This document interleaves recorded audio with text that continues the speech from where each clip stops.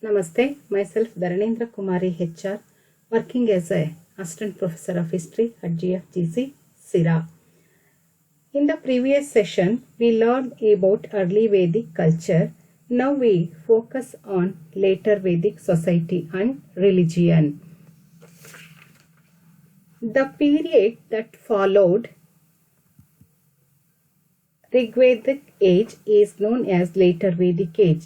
This age witnessed the composition of three later Veda Samhitas, namely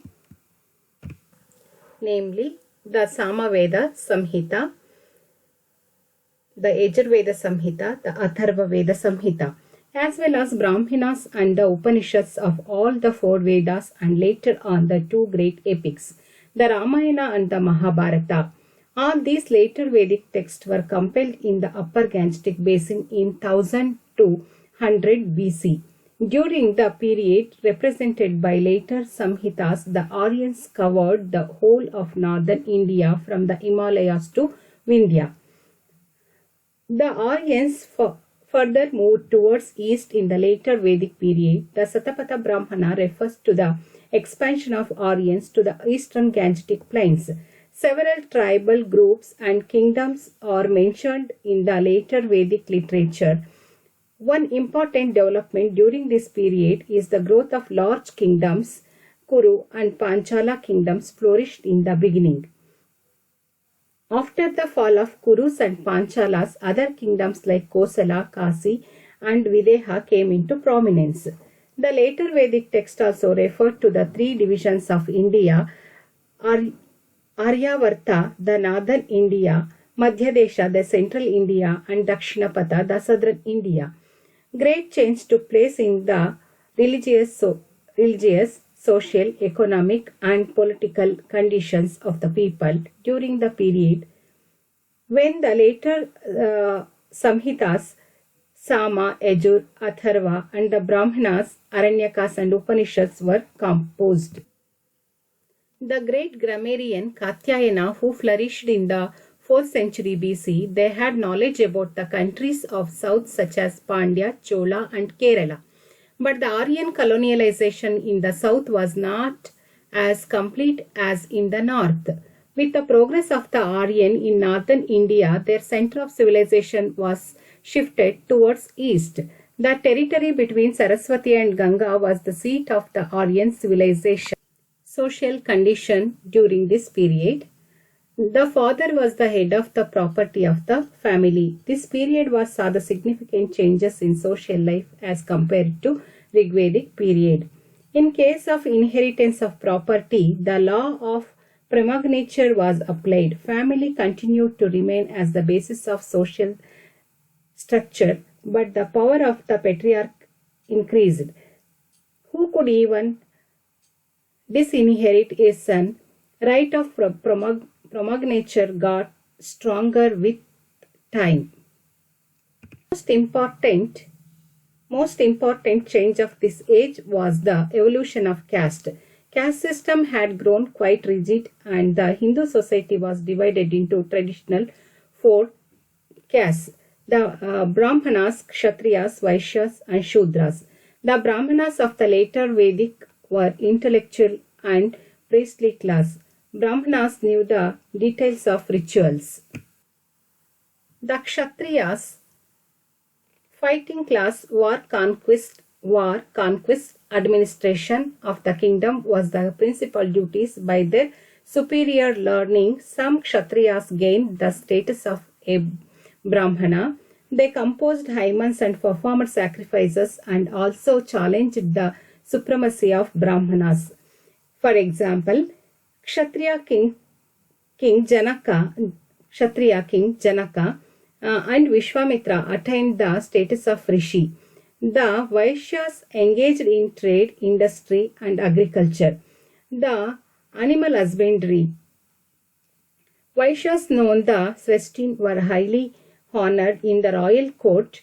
Vaishyas were rich people among the society. The fourth one, Shudras.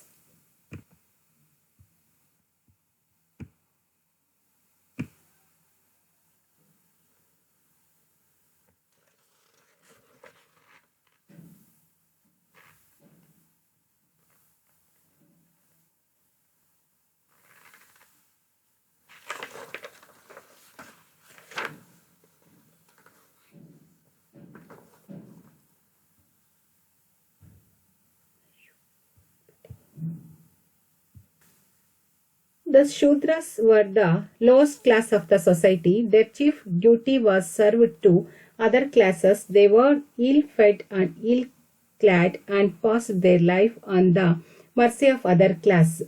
During this period, condition of Shudras were very miserable. They were treated as untouchables and also they had no right to approach the sacred fire, perform sacrifice and to read the sacred text. They were right of burning the dead body. The structure of the caste system became hereditary.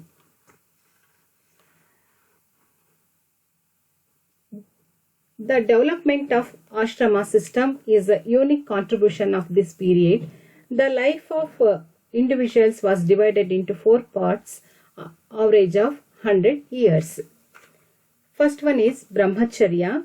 During the first part of the life, 25 years of life, this was period of student life. During this period was expected to lead a disciplined and simple life, and he worked hard in the ashrama or gurukula.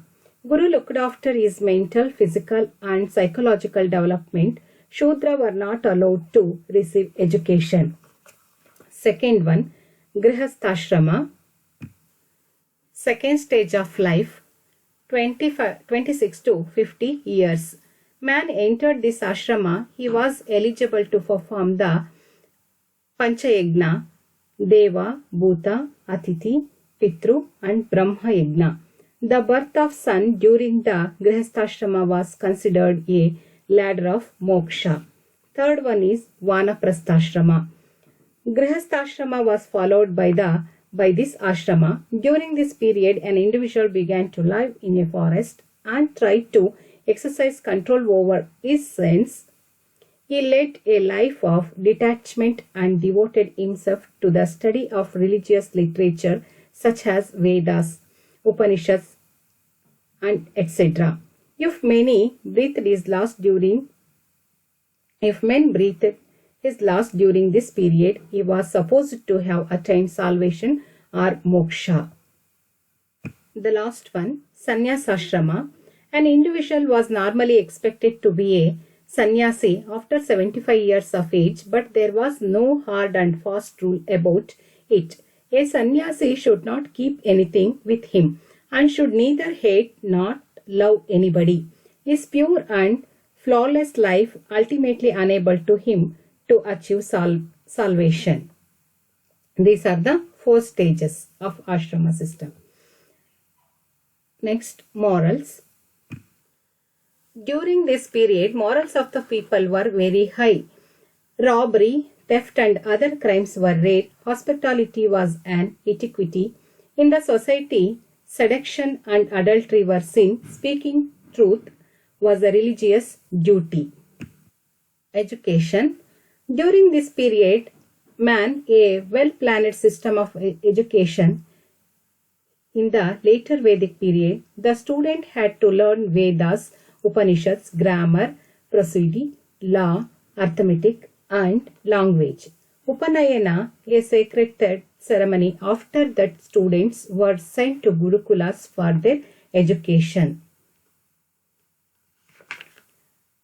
Religious conditions. During the later Vedic, the religious spirit underwent a great change. During this period, religion was overshadowed with rites and rituals. Rigidity in the religion, tedious sacrifices were practiced. Popularity of yagnas, Ashwamedha, Rajasuyaga, etc. Doctrine of karma was popular and new gods and goddesses emerged during this period. New gods during this period, Shiva, Vishnu, Brahma, Ganesha, Rama, Krishna emerged and took place of Indra, Varuna, Surya, Agni. Nature gods are replaced by Prajapati, Rudra and Vishnu. Worship of idolatry appears during this period. Pushan was regarded as the god of the Shudras. Sacrifice work became more important than prayers.